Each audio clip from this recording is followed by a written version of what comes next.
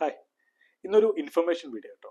അതായത് നിങ്ങളെ പാൻ കാർഡും ആധാറും തമ്മിൽ ലിങ്ക് ചെയ്തിട്ടില്ലേ? ചെയ്തിട്ടില്ലെങ്കിൽ പേടിക്കണ്ട കേട്ടോ. അതിന് ഇപ്പോഴും ഓപ്ഷൻ ഉണ്ട് ചെയ്യാൻ വേണ്ടിയിട്ട്. രണ്ട് വഴികൾ മാത്രം ചെയ്ത് കഴിഞ്ഞാൽ നിങ്ങൾക്ക് നിങ്ങളെ ആധാറും പാനും തമ്മിൽ ലിങ്ക് ചെയ്യാൻ പറ്റും. അതെന്താന്നുള്ളത് ഞാൻ പറഞ്ഞുതരാം. incometax.gov.in എന്ന് പറഞ്ഞ സൈറ്റ് ഓപ്പൺ ആക്കിയതിന് ശേഷം താഴെ വന്നു കഴിഞ്ഞാൽ അവിടെ ക്വിക്ക് ലിങ്ക് കാണാം. ഈ ക്വിക്ക് ലിങ്കിൽ നമുക്ക് ഇ പേ ടാക്സ് ഉണ്ട്. പിന്നെ അതുപോലെ തന്നെ നേരെ താഴെ വന്ന link Aadhaar status, link Aadhaar. ഈ ലിങ്ക് ആധാർ സ്റ്റാറ്റസ് എന്ന് പറഞ്ഞാൽ നമ്മൾ ഓൾറെഡി ലിങ്ക് ചെയ്തിനോ എന്നുള്ളത് ഇവിടുന്ന് ചെക്ക് ചെയ്യാൻ പറ്റും.